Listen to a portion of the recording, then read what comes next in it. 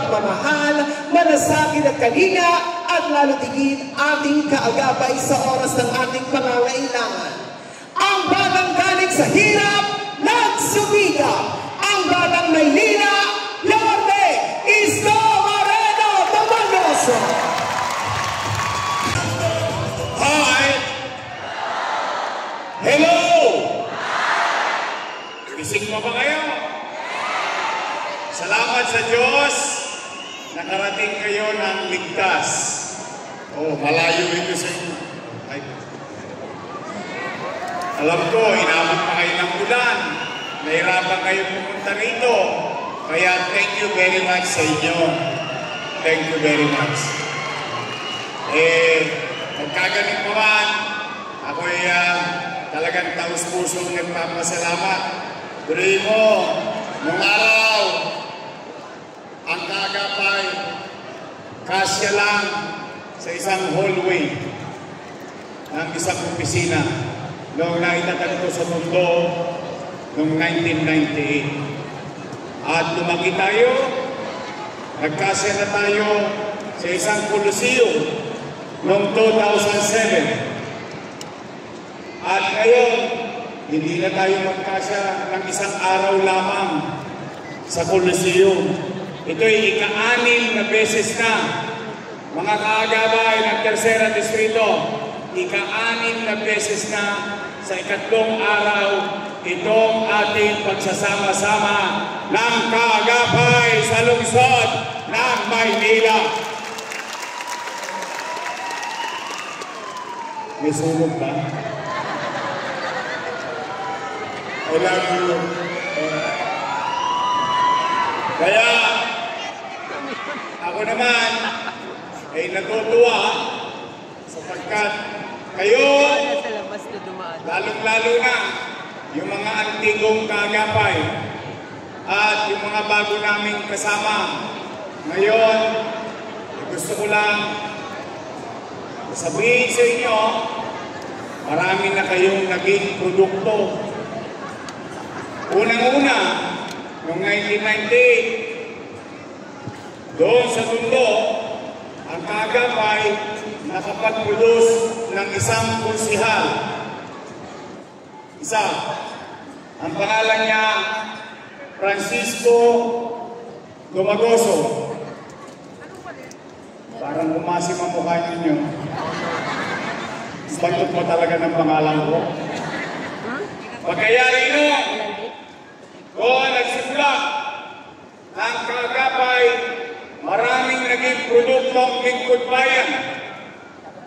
Dumating sa punto ng kaagapay sa buong Maynila, nakapag-produce ng 36 councilors out of 36 sa buong Maynila.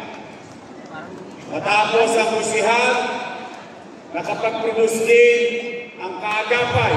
Kayo, ng 6 na congressman out of 6 district. Natapos lahat, nakuha ng 6 na congressman. Pagkatapos, kayo din, nakapag-produce ng 2 vice mayor. 2. Ako at yung isa.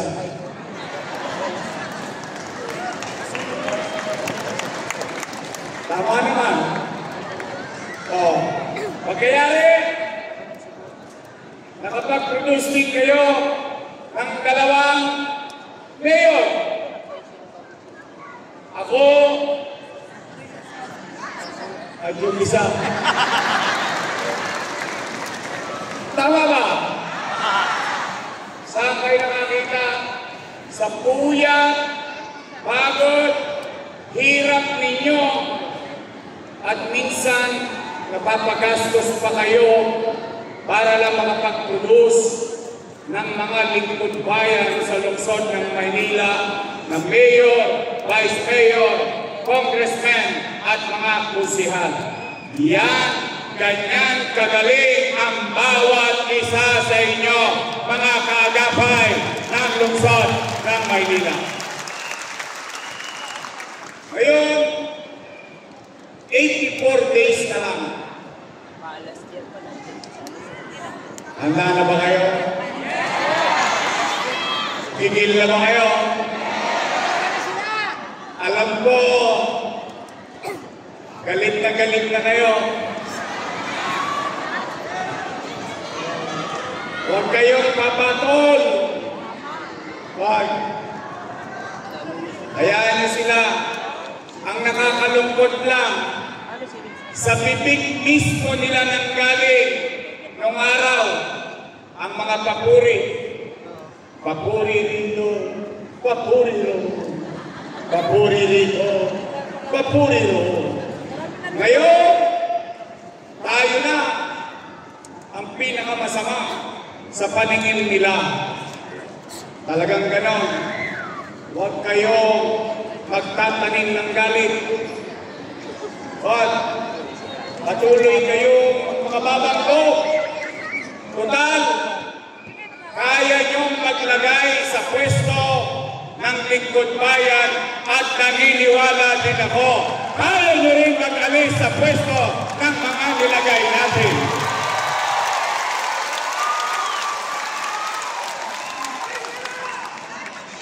Kung hindi nila tayo nilingon, kayo na mga kaagapay, sa tulong na ginawa ninyo, at sila'y nagtigasan ng leg, nagka-skip-leg, hayaan na natin yun. We move on. Hayaan natin. Ngayon, kaliwat kanan na. Hindi na kontento yung isa.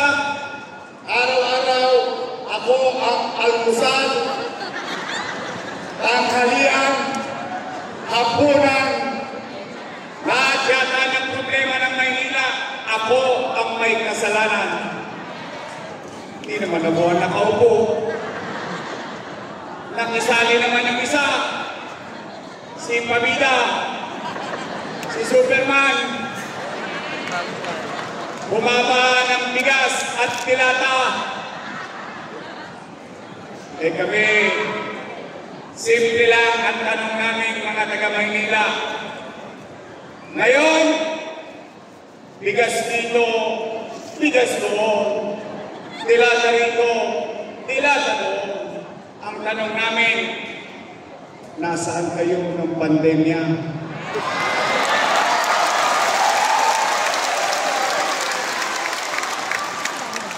Doon, kailangan namin ng bigas. Doon, kailangan namin ng dilata. I love you. Hindi sila matagpuan ang sasarap ng mga buhay nila. Tayo, nangapuya, nangamba, takot. Tayo nagkita sa finals. Sila, nowhere to be found.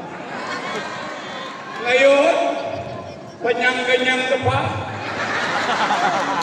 Parang may gera. Hindi nyo kami matotolongges.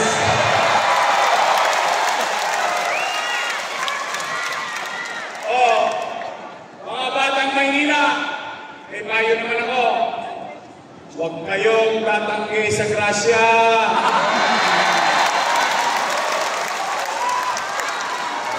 Ang tumatanggi sa grasya, baka madisgrasya.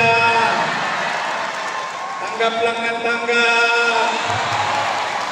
Total, ibinibigay naman. Bibigay ng AX, tanggap din. Bibigay ng tupat, tanggap din. At akalain mo ngayon, maghahalalang, may akap-akap pa. Ang sarap naman.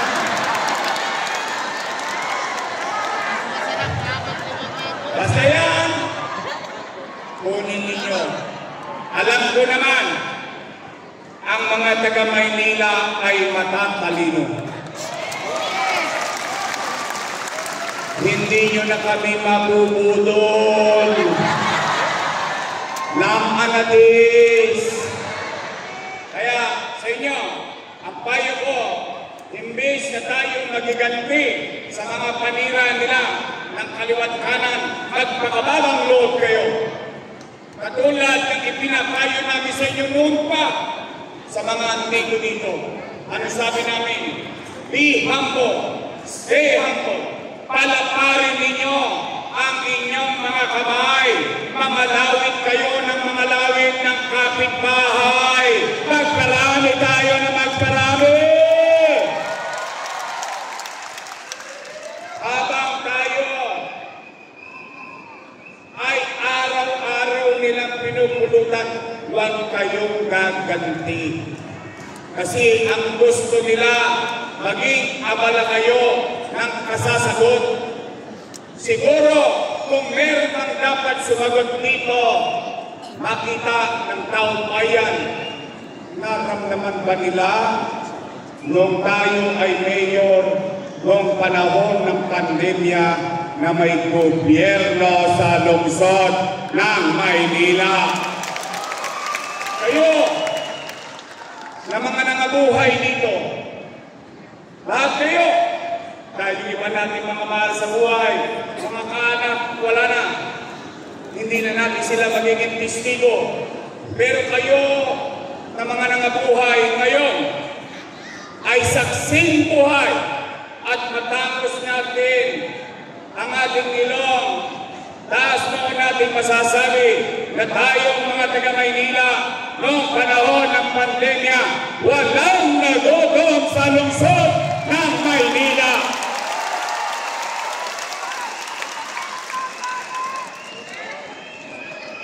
Kaya po, sa inyong lahat na naparito, tumuloy-tuloy lang tayo.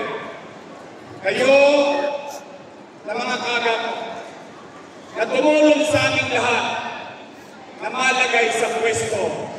Sana sa loob ng 3 taon na ako'y inyong mayor, sana hindi ko kayo naipahiya sa mga pinakiusapan ninyo. Sana makita nila kung ano ang nangyari sa Maynila. Ano, tayo ba ay may ginawa? Meron ba tayong ginawa? Naramdaman ba ng tao? Napakinabangan ba ng tao? Kaya tulad na sinabi ko dati pa, ano't mangyari, irarapos natin, itatawid natin ang bawat batang Maynila sa lungsod ng ating bayan. Mga kaagapay, namimiss nyo na ba ang gobyernong mabilis kumilos? Gusto nyo na ba muli na matulog ng mahimbing dahil alam ninyo, panatag ang inyong damdamin sa gitna ng hating gabi, alam ninyo, may gobyerno pa sa kalsada? Gusto nyo ba na luminis ulit ang Maynila? Samahan nyo kami ng buong Yormes Choice. Aalisin na natin ulit ang mga talonggis. Si Eddie, si Pati, kakalawitin natin ulit. Nakita ninyo, ngayon, 5-5 ang holdapan, 5-5 ang snatching, ang patayan, para wala ng gobyerno. Kakalusin natin ulit iyon. Kaya, ito ang mahiwagang tanong. Handa na ba kayong bumalik tayo? Handa na ba kayo? Handa na ba kayo? Handa na ba kayo? Babalik na tayo sa lungsod ng Maynila.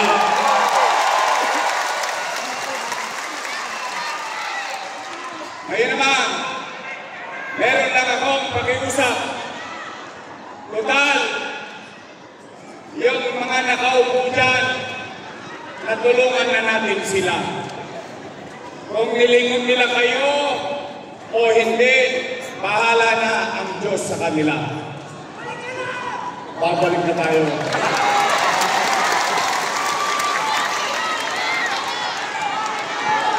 Ang pakiusap ko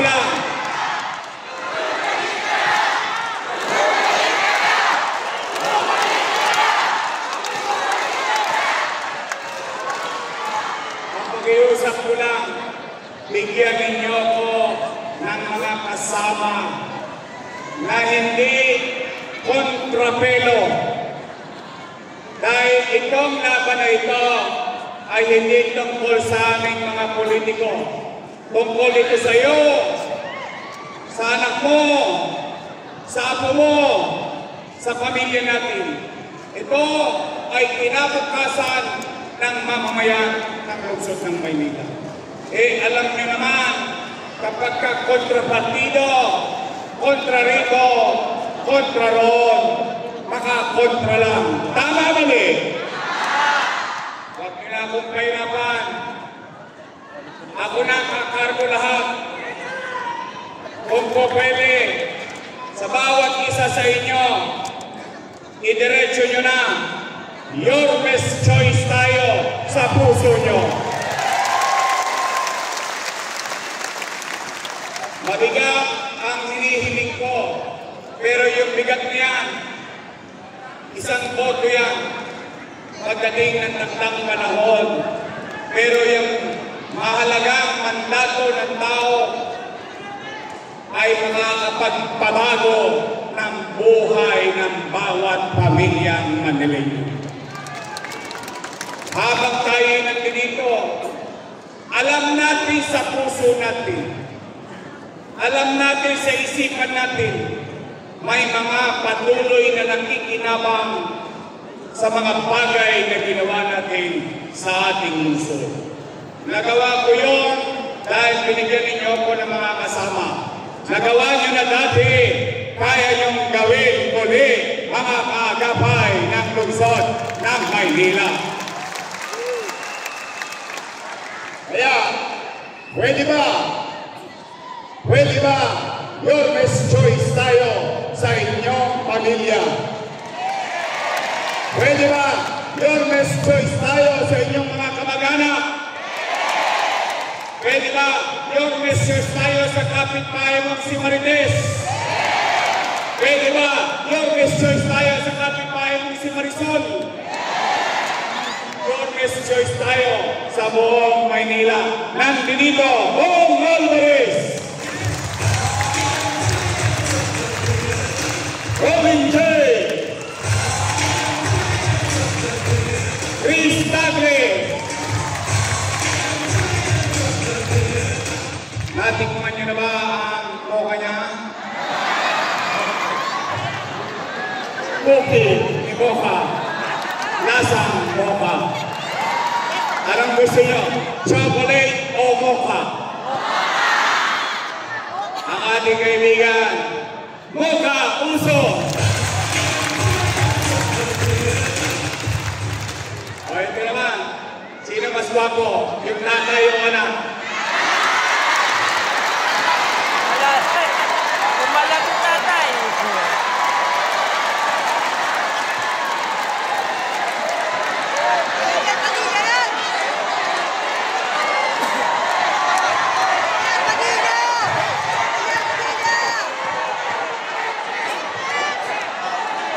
Taas ang kamay, nagwapo si Letlet. Taas ang kamay at may sigaw ang gwapo si Don. O karangan, pag-iintigan na lang. Ang ating ko si Alton Sarkar.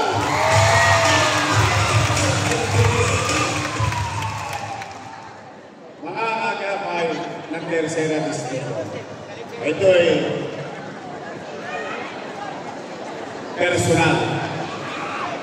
personal kong hiling sa inyo. Maalala ninyo,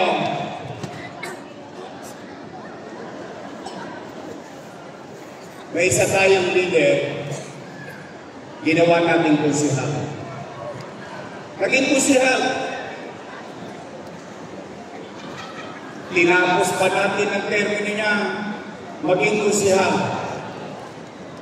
Ipinalit natin yung ate niya na konsehal. Pinagpahinga natin yung ate niya, kinuha natin sa gobyerno, ipinalit natin siyang konsehal.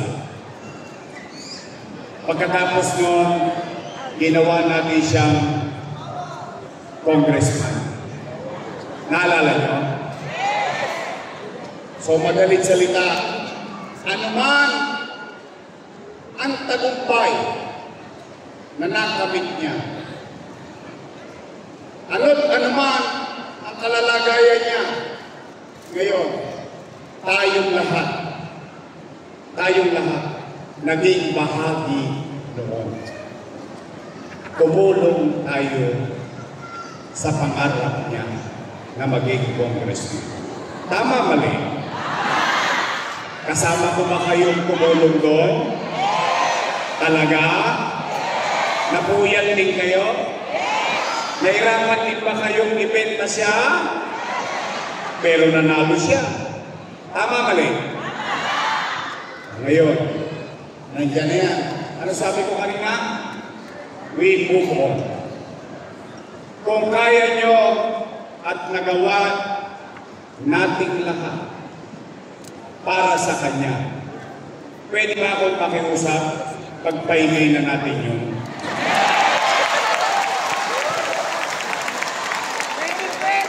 Pwede? Dati mabait eh.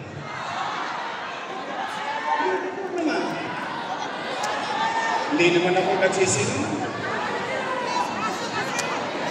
Dati mabait. Ngayon, akala mo kung sino na. Hindi, real talk lang naman. Wala naman tayong kanila, mapapansin nito. Pinupuri pa nga natin eh. Dati mabait. Nasobrahan niya ata ang taba. Umabot ang galing eh. Pwede pagpahingay na natin yun? Promise? Talaga? At least, ito i-endorse ko, laging nasa kalsada. Matatagpuan. Patingin sa lahat. Magaling mag-concert. Okay. Basta tayo, nakatulong tayo dun sa isa. Hindi naman pwedeng ituloy yun. O ngayon, ang tulong naman nating lahat, pwede bang makisuyo? Personal kung makisuyo sa inyo. Pwede ba ang gawin na nating congressman pagdating ng araw ng pag-uuhog sa Mayo? Pwede ba si Apple Nieto?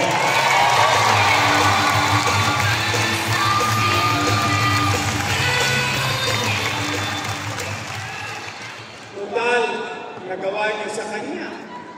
Pwede ba natin gawin kay Apple? Promise?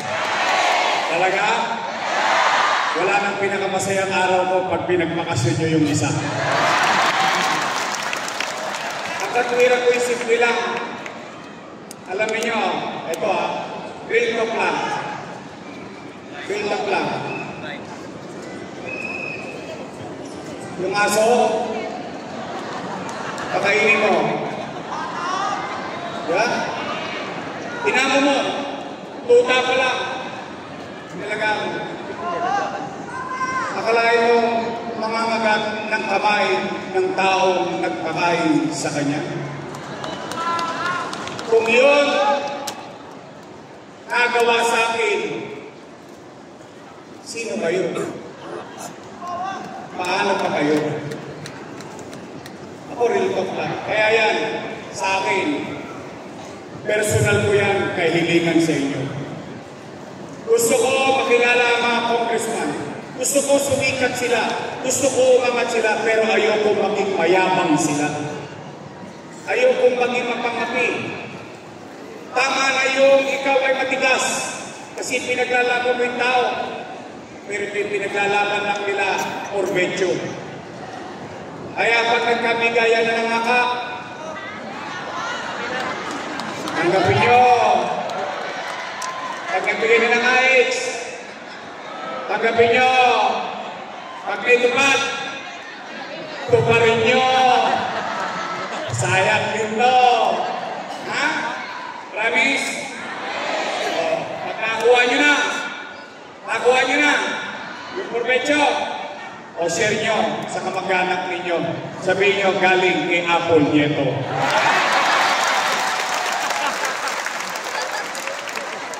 Pwede?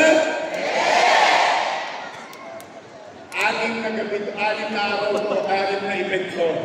Ngayon lang ako nakiusap ng gusto para sa inyo. Kasi kung nandoon lang kayo sa meeting,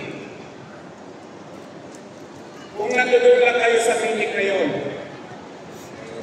hindi nyo makakain yung sinabi sa akin. Hindi nyo makakain. Parang hindi tao. Kung duro-duruin ka ng mga tao ang inalagaan. Kaya, total na yan, nakapag-move na rin naman kayo. Marami na rin kayo napahiwalay sa mga syota nyo. Naka-move na kayo sa buhay, we move on.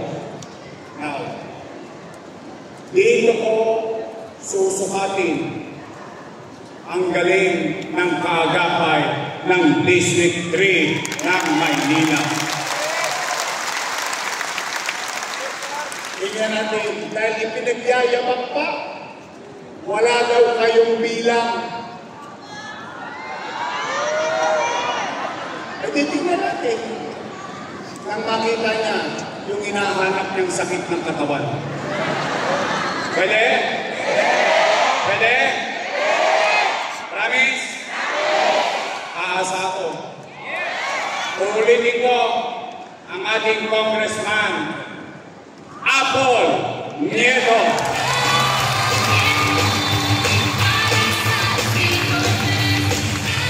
O, itong vice mayor ko. Nako, may asin pa.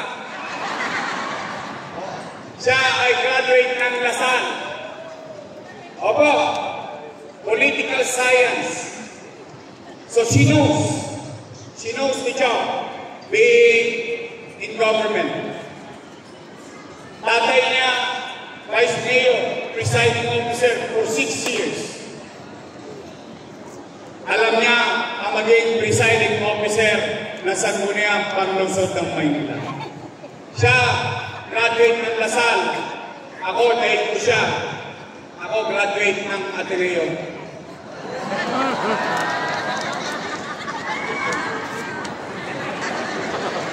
Ayaw niyo maniwala?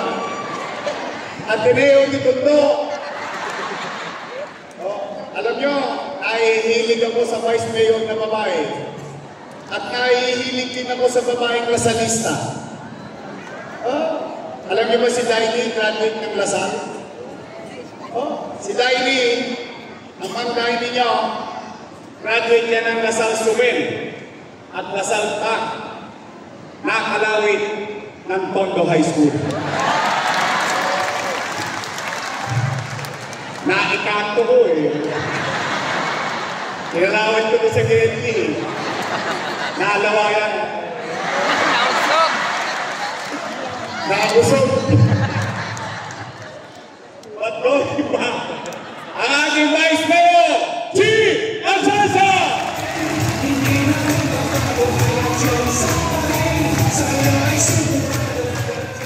Province is ready? Yes. Your Miss Choice tayo? Promise? Buya na. Teka na. Handa na ba kayo? Handa na ba kayo? Sigurado kayo?